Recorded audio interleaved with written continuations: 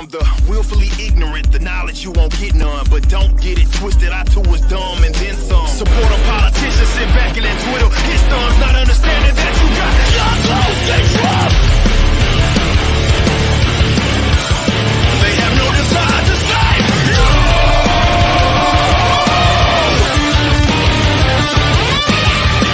It's not because the folks serving us. It's not because we don't have the right people in office. It's not because of certain bracket is just the line left. It's not because y'all folks don't understand the process. Yo, this is all just a game, bro. Y'all support your bronies and it works well, did it so? Follow the millions to his campaign. Word for the crowd till they exhaust the same thing. Then you support the lesser of the evil bankers, but it just repeats and we revisit this 4 years later. The state itself is based on filth that can't be fixed. So realize you owe yourself and no one else.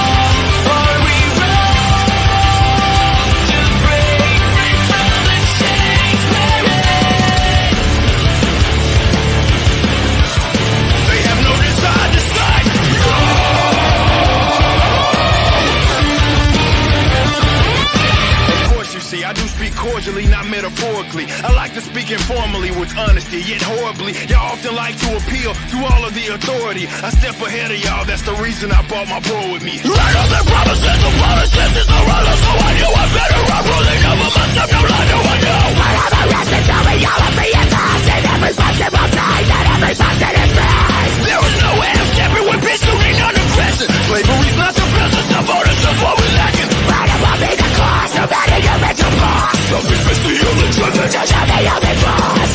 And let me give a shout out to the people, whoa. Rolling your balls, government when it's a thing and so. You like it as insane, as the rest of authority. Just stay in shackles, so as long you get along the ledge. Everything is not trendy. And in everything thing to say. That you are not insane. Let the people go with me.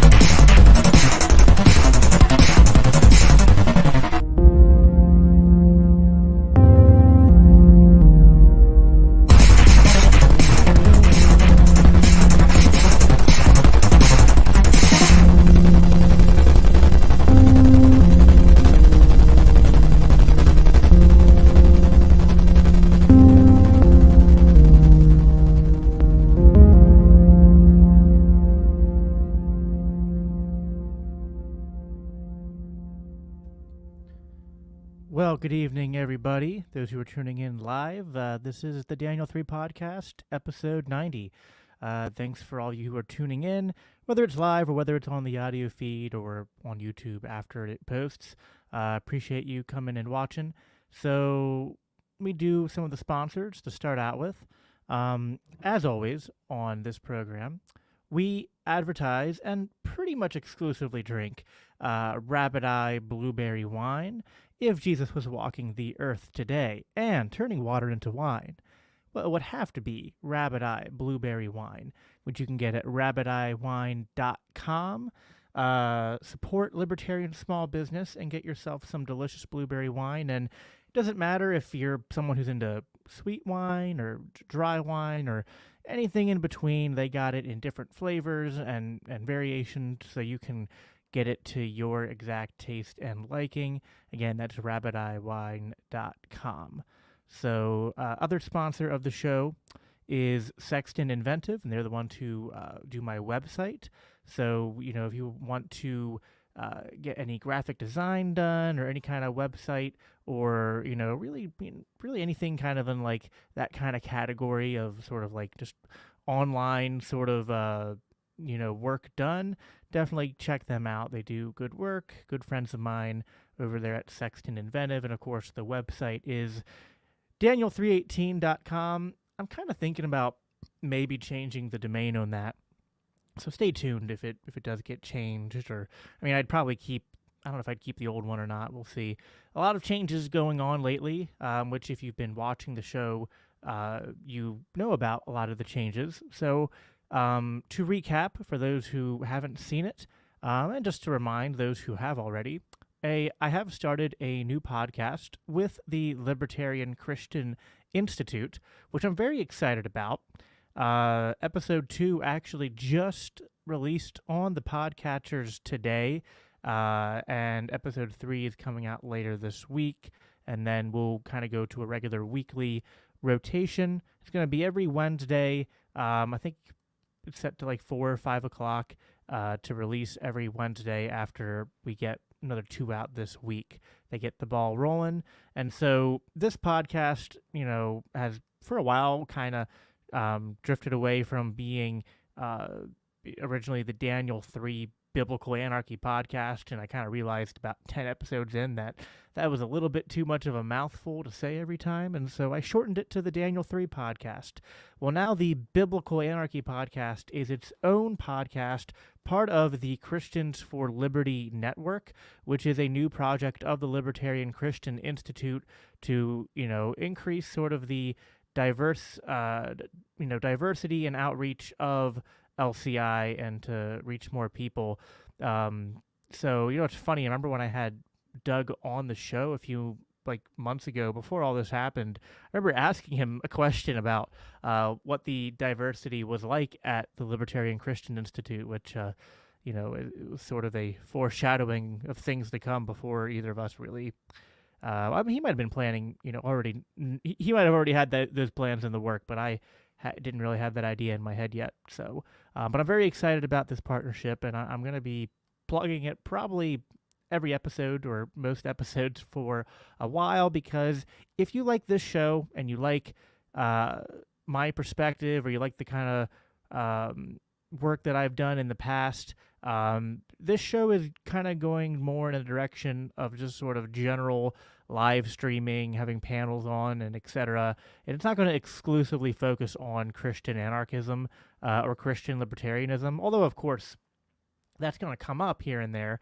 But it's going to be more of a sort of live stream interactive show, and less of a educational or informational show where I do deep dives into those specific topics that I have done in the past. So if that's something that you want to check out, so for example, the first episode was just what is biblical anarchy, and sort of just making that foundational case.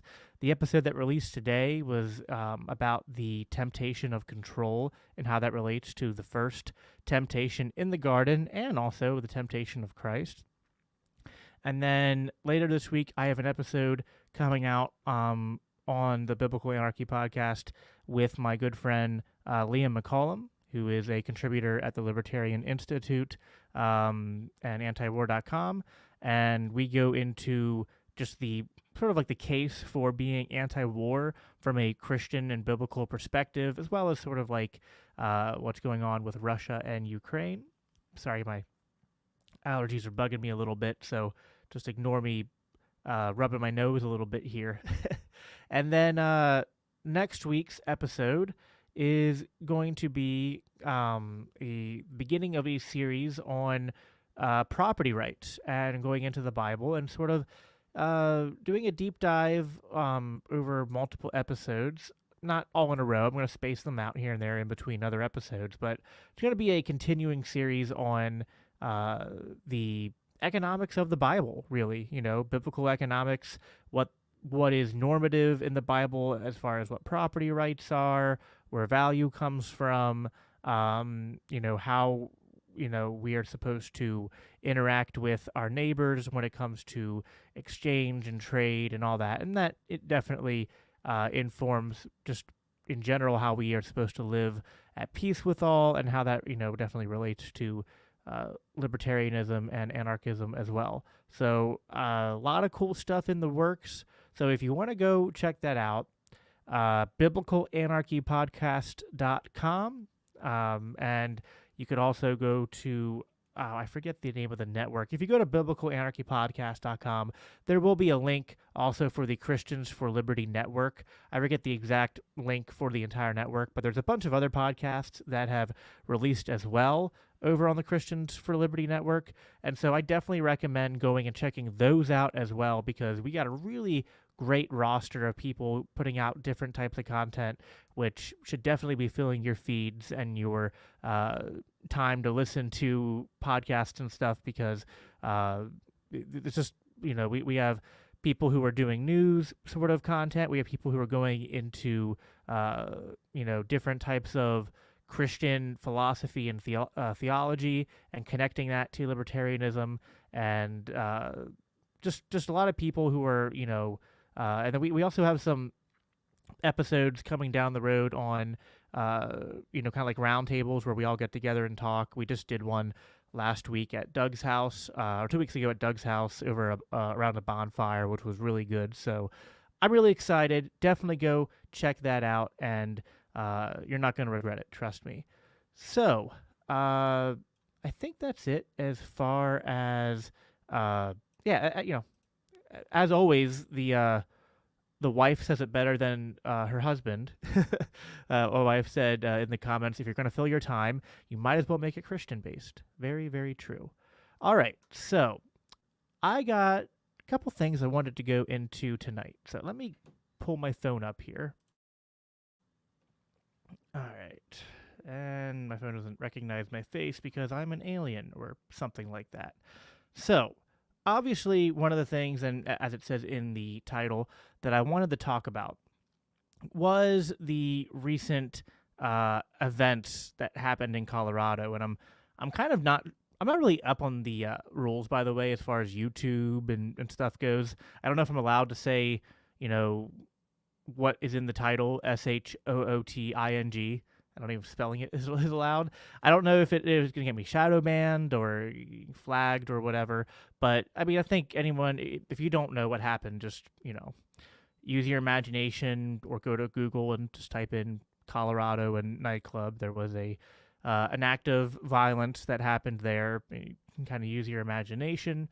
And this was a gay nightclub. And, I've only listened to a couple summaries of it. I haven't had a chance to, do a lot of investigative research myself. I don't even know how much information is out there yet.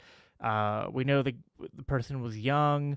There definitely is a history that the perpetrator, whose name I'm not going to use, has a history of threats of violence, including threats towards his own family and whatnot. So, probably a mental illness component to this that, shouldn't be ignored. And, obviously a tragic loss of life. I think 5 people were killed and a total of 25 people were injured. So, first and foremost, as a Christian, I abhor violence, and we feel great sorrow for the friends and the family of the people whose lives were lost. And prayers also go out to the people who were wounded, that they would recover, and recover both physically and also emotionally and mentally from the trauma of that experience. Because I can't imagine what it must be like to, witness that and to be part of that and to survive that. And it's definitely a tragic, horrible thing. And nobody, I don't see anyone celebrating this, but, there's definitely sort of this weird reaction on the left right now that almost acts like this is what conservatives and Republicans want, that, this is all the fault of evangelical Christians and conservatives and Republicans. And if they would just get on board with the, LGBT rights movement and all that, and everything that the Democrats and the institutions that are controlled by the left are pushing, and we just accepted these, the LGBT community into society, that this kind of stuff wouldn't happen. And that, the reason why this stuff happens is because we're dehumanizing them by not accepting their lifestyle, and we're, kind of creating a class of humans who don't get to integrate into society, and this contributes to depression, to suicide, and then, of course, to also them being the target of hate crimes and violence. And yeah, it's funny. My wife in the comments says, and throw all the guns out, right? What's funny is I don't actually see that much of that in this response, although I'm sure it's there. But obviously, ban all guns, because then that solves the problem. There was no violence, and no one was ever killed before the AR-15 was created. I don't even know if an AR-15 is what was used in this shooting, and even if it was, it doesn't matter, because most shootings, most deaths by gun in America happen by handguns and not by AR-15s. But oh well, if AOC said it, it must be true. She definitely wouldn't just say something without fact checking it first. Anyway, so I want to get into that, and I want to get into the topic of just LGBT rights and the LGBT community from a, from my perspective, and I bring multiple, perspectives, or a blending of perspectives into this. I mean, obviously, first and foremost, as a Christian, I read the Bible, and my belief in the scripture being God's word, holy, inspired, God-breathed, and inerrant. I would believe that a consistent reading of scripture from start to finish, although there are certain passages that can definitely be uncharitably read, and there can definitely, I'll give the devil his due here. There can definitely be a sort of soft or even hard, just explicit bigotry that comes from this stance, and I'm not going to pretend that that doesn't exist. But to stop prefacing everything, I do believe that the Bible does, both implicitly and explicitly, proclaim that homosexual lifestyles, not that if someone has a homosexual attraction or a proclivity to be attracted to someone of the same sex, but the actual act of engaging in, sexual intercourse with someone of the same sex as you, and being in a relationship with someone of the same sex. I do think that the Bible declares that that is sinful, that is outside of God's design for how humans are supposed to live.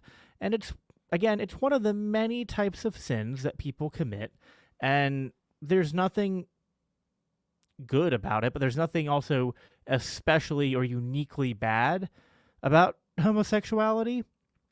I mean, it's no worse than any other sort of sexual sin, in my opinion. Sorry, my throat just gets really dry. I'm used to, little tangent here. When I used to have more guests on the show, I could sneak my water breaks in when someone else was talking. You know what I mean? But when it's only you talking, it's like you have this weird pressure to always be filling the silence. You can't pause for anything. So it's like, pausing to breathe, pausing to swallow, pausing to take a drink of water because talking dries your throat out. It's like, how do you do it? I don't know. Maybe the more I'll do it, the better I'll get at it. Anyway, getting off the tangent here. So I think that the Bible, if taken consistently and seriously, does portray homosexuality as a sin. And as I was caveating that and couching that earlier, I think some Christians definitely have a fixation on that isn't helpful, and that does sometimes cross into what I would call like homophobia or some kind of prejudice towards people who have same-sex attraction or who even are in same-sex relationships. And I don't think that's the Christian response. I do think the Christian response to everyone should be more or less the same.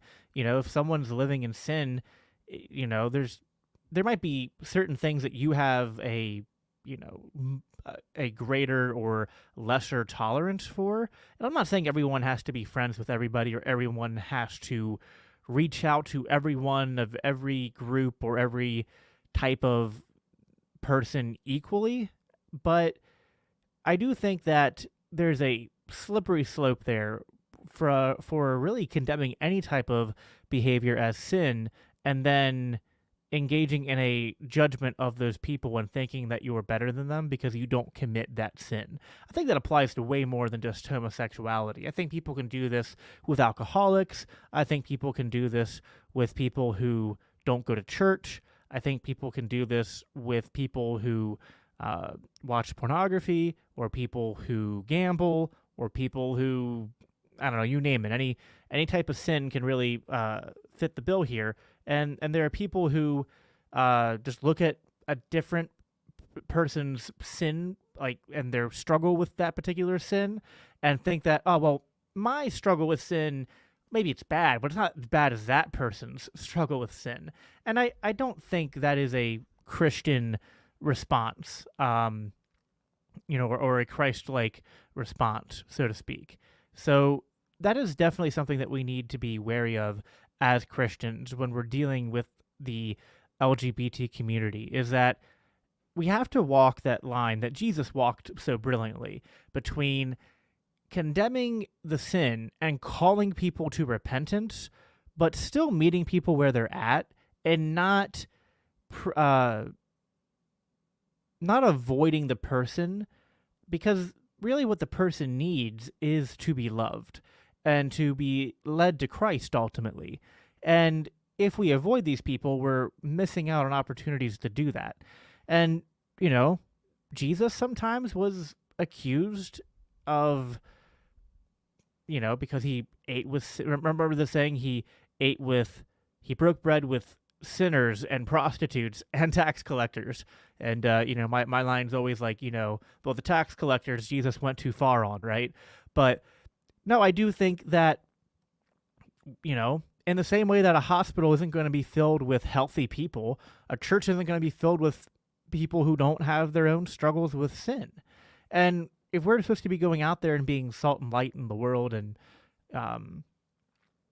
mimicking what Jesus did, then we have to be engaging with sinners, and that includes people in the LGBT community. And these people still need love. They still need help.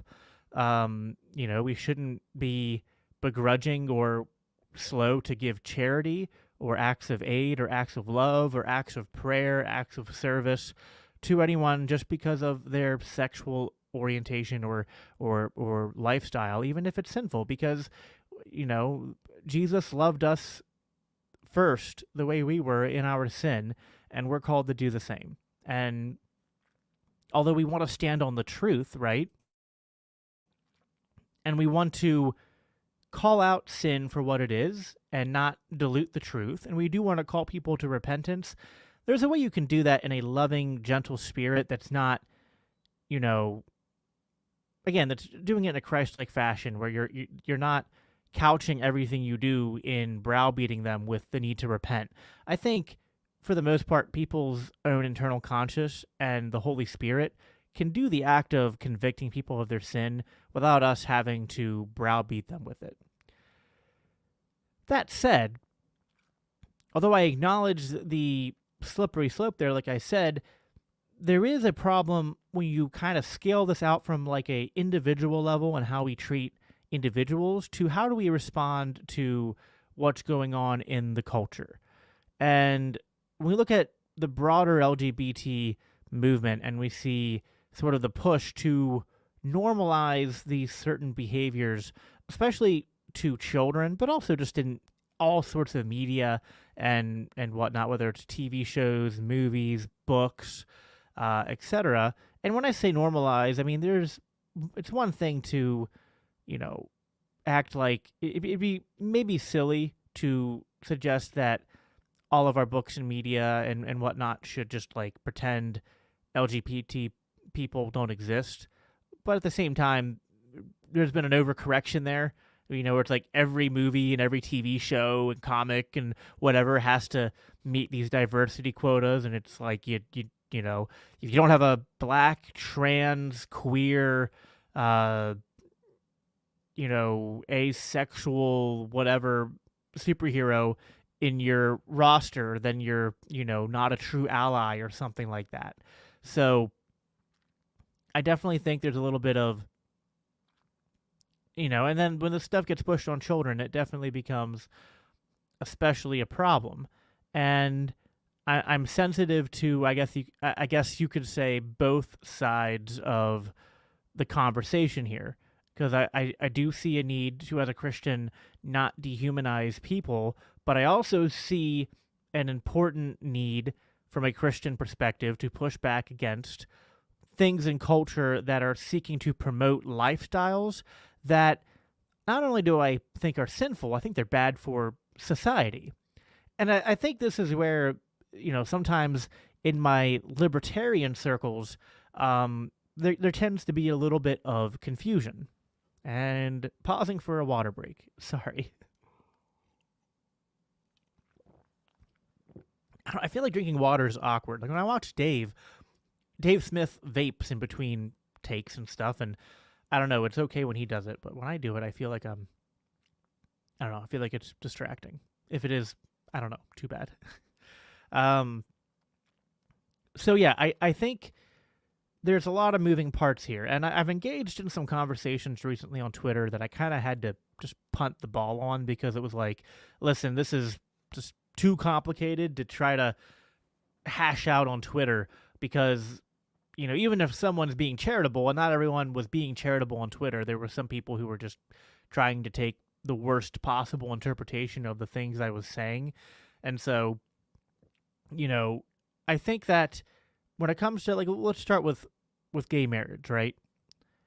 I think that I understand the libertarian position here in terms of that, if two men or two women, or really anyone, or I'll even grant anyone, if two or more people want to do something, and the thing they're doing doesn't violate the rights of others, and in this example, they want to engage in a legal relationship or contractual relationship, and they want to call it marriage. Well, should there be men with guns to tell them they can't do that? Should we have a law that says that if people do that, they will be fined, and if they don't pay the fine, that they can be thrown in jail, and if they resist arrest, that they will be forcibly made to comply, or they will be killed in the process by thugs with guns? No, I don't think we should do that. And so, insofar as I am a libertarian, I agree with the libertarian perspective on this, which is that banning gay marriage or gay unions of any sort, whether they're in the eyes of the law or not, is not a libertarian position to have. That said, the true libertarian position, in my opinion, would be to just not have the government have any stance on marriage at all. And the only way I think that the government should be involved is if you have some kind of prenup, or you have some sort of, some kind of arrangement that pertains to property. And I guess there's a lot of layers to the issue of marriage, and I guess one of the issues that I have just with the subject on a whole is that there's so many things that get attached to marriage. And if at any point you say, well, I don't want the state to be involved in marriage, or I don't think that, or if I take a Christian perspective that I don't believe in gay marriage, people automatically find the thing that they find to be the most important aspect of marriage and think that you're trying to deprive them of that, which is not at all what my intention is. The problem is, this isn't just a baby in the bathwater problem. This is like 5 babies mixed up in a pile of quicksand. and it's really hard to try to dissect all the moving pieces here and do it in a delicate fashion. I mean, if two people just want to live together, it's none of my business. If two people want to live together for the purposes of lessening their tax burden, well, I'm very sympathetic to that as a libertarian. And insofar as taxation is theft and less theft is a good thing, gay couples wanting to evade paying higher taxes to the government is something I do actually want to support, because it's a defensive measure against their resources being taken from them unjustly in the first place. And so there's a good argument there. And there's other things like the right to visit someone in a hospital, or the right to, automatically be assumed to be someone's power of attorney, or to have someone's assets go to you when they die if you don't have a clear-cut will drawn up, maybe, or just, a lot of examples of, like, assumed rights that, or, like, there was one that someone brought up, like, the right to not have to testify against your spouse in court. There's a lot of, like, attached rights that I have different opinions on. And it's not simple. The libertarian conception of rights, of course, is that we believe in negative rights and not positive rights. So that means that we don't believe that you are owed anything from anybody. So I'm peeking there. So as a anarcho-capitalist, I don't think you have a right to something called marriage. I don't think you have a right to not have to testify against your spouse in court. And I guess part of the problem here is I'm running into people who have more of a classical liberal, separation of powers perspective, and they would consider themselves libertarians. And, insofar as I want to have a big tent within the libertarian movement and libertarian party, insofar as I'm involved in that, I'm sympathetic to, their position. But again, this is where it's difficult when we're trying to share spaces with one another, and we do have, in a certain sense, fundamentally different frameworks for what we call rights. Again, I don't think you have a right to anyone giving you a good or a service. You don't own anybody. You don't accept yourself, and you don't own anybody's labor or have a claim to their labor or property. And you don't have a claim to these, like, legal fictions. But the problem is, then on a pragmatic level, while we exist in this, not an anarcho-capitalist legal structure, but this statist legal structure, where people's rights are being violated constantly, but there are certain things that allow people to lessen the degree to which their rights are entrenched upon.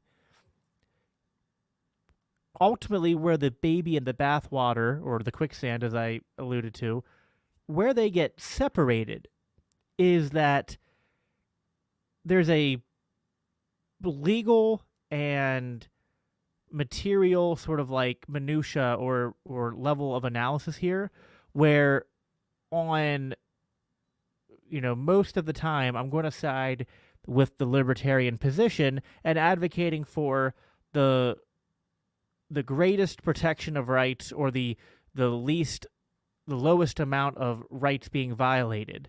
And that will often make me a defender of gay marriage, because it's the least bad position. It's not the ideal solution in my mind of removing marriage entirely as a construct and finding a way to implement the rights that people have attached to marriage in different ways that aren't attached to that. But I recognize that that's sort of like making the perfect the enemy of the good, and sort of like we're nowhere close to that. And this is also not a hill I particularly want to die on the legal level. The issue is the rhetorical level, and it's very similar to the topic of abortion, where I'm very sympathetic to the legal and political argument that libertarians make on the topic of abortion, which is that if you ban abortion or even try to regulate it, you've created a very slippery slope where now the government is incentivized to invade your privacy, to treat every pregnancy as a potential criminal investigation, especially every miscarriage as a criminal investigation, to see if the loss of life was incidental or intentional. And then do you create can the government try you in court if the miscarriage was caused by poor diet or by some sort of neglect on your part? In the same way that you could have your children taken from you or be charged with something if you had children and you mistreated them in some way. Can the government lock pregnant women in jail and force them to give birth, even if there's some kind of psychological harm that's going to come upon them? Is the law that's banning abortion going to be written in a way that doesn't hamper upon medical abortions that need to be performed being performed? Is this going to slow down medical advances in terms of artificial wombs and making abortion technologically obsolete? There's a lot of libertarian arguments to be made about why using the government to try to solve the problem of abortion is an incredibly bad idea. And I understand these arguments, and I'm incredibly sympathetic to them. The issue, however, is on the rhetorical level. And this is where libertarians and I often are at odds, because I will not cede the rhetorical ground that abortion is like a woman's right to choose or a woman's right to her own body. And, abortion is a fundamental human right, and women aren't, full people or fully autonomous people if they don't have a right to an abortion, and that people who are against abortion are just trying to control women and control their bodies, and the whole "it's not your uterus" and just all this stuff, which just like no, that's not right. That's not, again, on the political practical level, yes, banning abortion is not a good solution, but that doesn't mean that then we suddenly play the pro-choice rhetoric as if it's true, because it's not. It's just not. Abortion is murder. It is wrong. You don't have a right to your own body that supersedes the right to the fetus's life. And so this is where the philosophical and the moral clash with the practical and the possible. And it creates this very tricky ground to navigate. And we have the same issue when it comes to marriage. I feel compelled as a Christian to not cede the ground on gay marriage, because actually there's even some libertarian and economic considerations here. I mean, for one, a low birth rate is bad for your economy and bad for your society. Furthermore, there's some pretty, good psychological evidence for the idea that children benefit from having two parents and benefit from having a male and a female parent, and those people being in a committed, loving relationship with each other. And we see the detrimental effects of single parenthood, whether it's single motherhood or single fatherhood. And I am not convinced that, well, put it this way, I'm not convinced that a gay couple is going to be terrible parents, and that child's going to be screwed up for life in every single case. But I'm not convinced that the child is in as good of a situation as they would be if they were being raised by, a mother and a father. And so there's economic and psychological considerations there. And then there's also the fact that I think marriage as an institution is fundamentally supposed to be tied to heterosexual relationships, and the idea that this is the natural biological pairing that nature and God have sort of ordained over for the rearing of the species and for the creating of new life and for the rearing of new life and raising of new life. And so this gets into sort of like the idea of of culture, and does every culture just equal out in the end, and can libertarianism work in all cultures equally, and do all roads lead out of Rome? And I don't believe that. I believe that there are cultural consequences and societal consequences to promoting certain lifestyle choices, and that includes normalizing gay marriage on a rhetorical cultural level, because I do think that it contributes to the problems I just laid out, the weakening and decaying of the institution of marriage and the family unit. And it's also part of this broader push for this kind of woke ideology that places one's sexuality and gender identity and etc. as these like paramount aspects to a person's identity. And I view it as a quasi-religion of sorts, but one that has very detrimental impact on children and on families, and also promotes, I always get this screwed up. Is it low time preference or high time preference? Let's see. If you have a low time preference, it means that you're willing to wait longer for something. Yes. And if you have a high time preference, it means that you can't wait for something, right? Looking it up right now to remind myself. Yeah, high time preference is concerned with the needs of the immediate moment. I no matter how many times I remind myself of that, I always forget on the spot. So yeah, it is promoting of high time preference thinking, and to me, it's a slippery slope from normalizing a lot of the sort of axioms in woke ideology and social progressivism that includes the normalization of gay marriage and a sort of Brave New World dystopian future.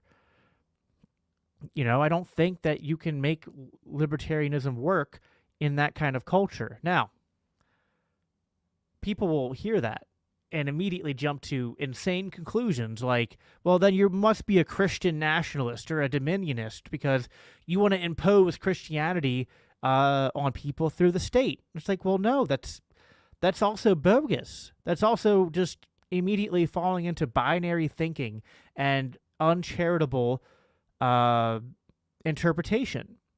I don't want to use the state to impose Christian values upon society.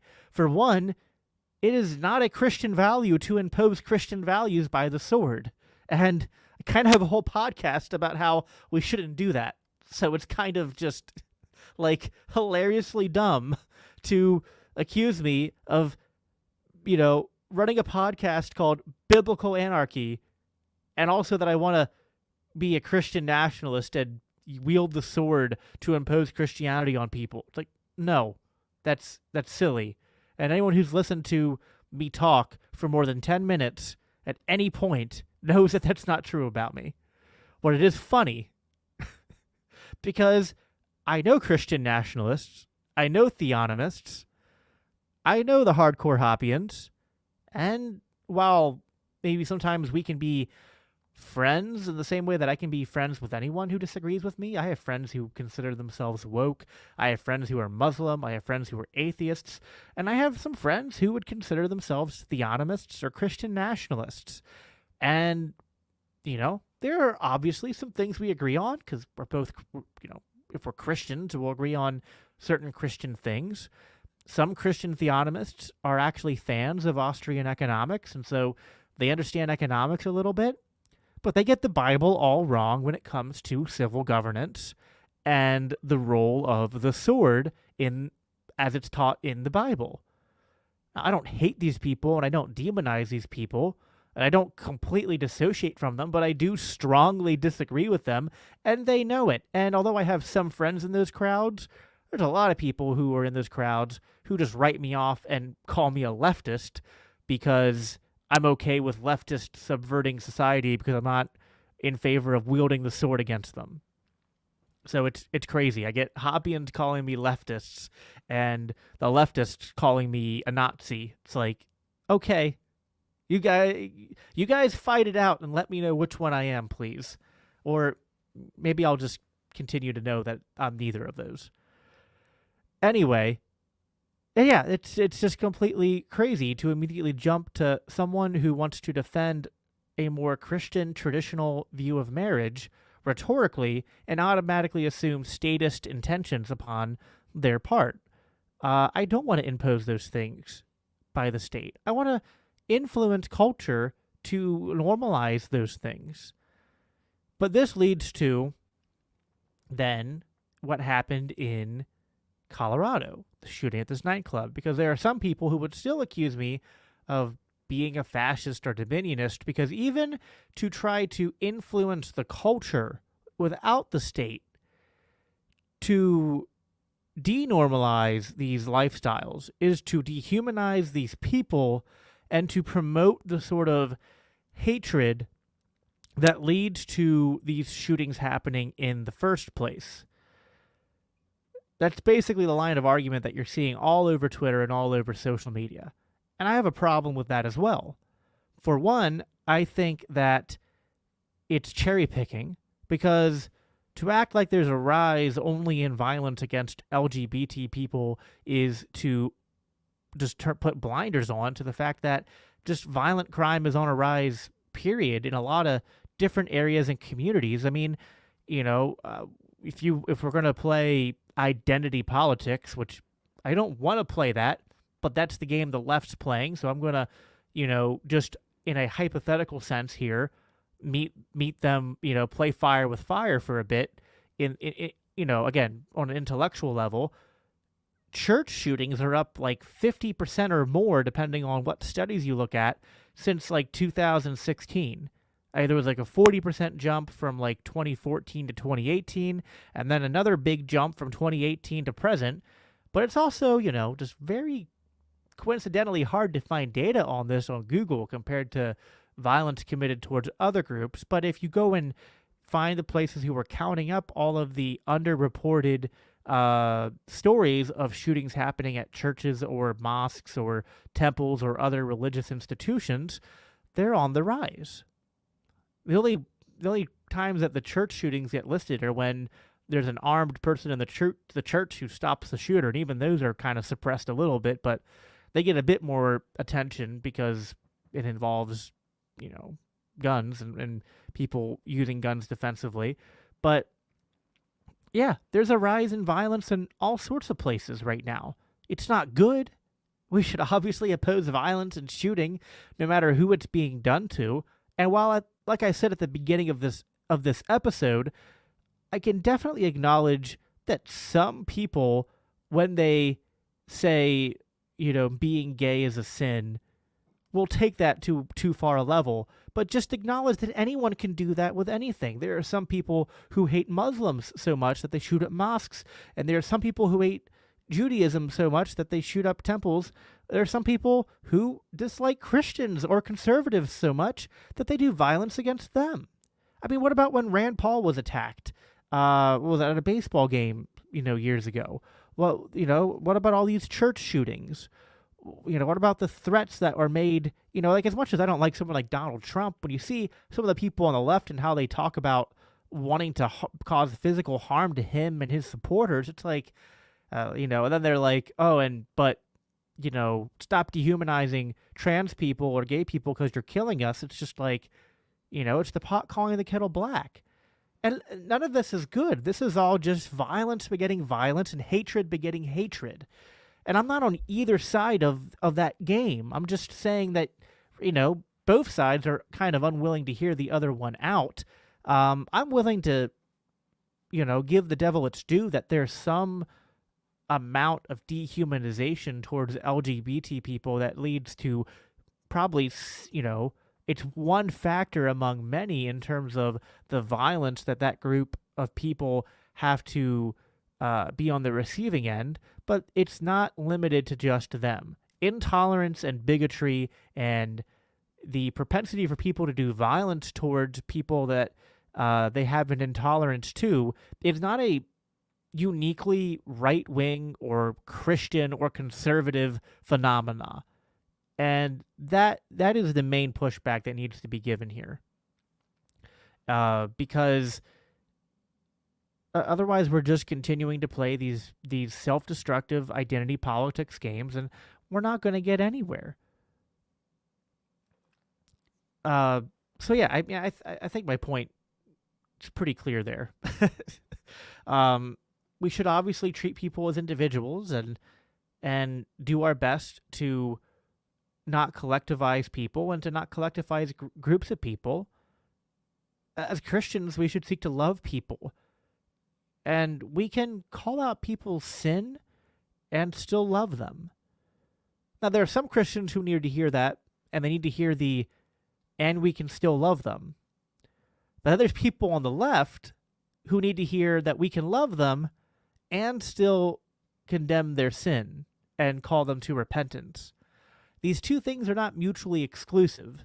And again, as a Christian libertarian, as a Christian anarchist, I am going to politically side with libertarians when it comes to the nature of the state and when is force justified? When is violence justified? Well, okay, violence is not justified against someone for being gay. But that doesn't mean I have to approve their lifestyle, and it doesn't mean that I'm perpetuating violence against them if I say, hey, I want the state out of marriage, and I'm not a fan of gay marriage because I think it's not a perfect libertarian solution. I think it's an example of the state, instead of just minding its own business, it's instead getting involved in something, and it's then, as a consequence, normalizing something and holding up something as good, and it creates all sorts of issues. And again, it's not even just about the homosexual part. It's about the creating of sort of like, the normalization of group rights, the normalization of positive rights, the normalization of we have a problem and we need the government to fix it. Well, no, the government created the problem in the first place when it created the institution of taxation and then created the institution of marriage that gave some people a way to lessen their tax burden, and also when it created a monopoly over the legal system and made it the one system everyone has to use and made it so that it's super expensive for people to write up contracts to kind of like find other ways to secure rights or privileges that they would be free to negotiate for at a much cheaper rate in a free market system of competing legal systems. But when you create a monopoly that's backed by force, it creates all these complicated problems. And it's not wrong to point out that the current solution that a lot of libertarians are pointing to as like the solution is not really the solution. It's more like if someone got stabbed and you ripped up part of your shirt and you tied a tourniquet around it to stop the bleeding. Like, okay, it's good enough for now. In the heat of the battle against the state, I'm not going to die on the hill of gay marriage because that's a problem that when you're trying to calculate sort of like the return on investment, it's not going to be a hill that you're going to gain a lot of ground on, and there's more harm being done on other hills. And that's a problem that I prefer to fight on a cultural level. But that means, put it this way, libertarians who are not Christian, or even like, if you're just a libertarian and you're okay with gay marriage, you have to also be okay with libertarians who are not okay with gay marriage, who aren't going to advocate for the stripping away of rights, but they have to be free to advocate for a difference in rhetoric and philosophy and morality and religion. If you strip away that right and you narrow the definition of libertarianism down to you have to be okay with this list of social agenda and activities and whatnot, and everyone has to agree that all these things are okay and all cultural values are okay, and have an opinion that's contrary to that isn't libertarian.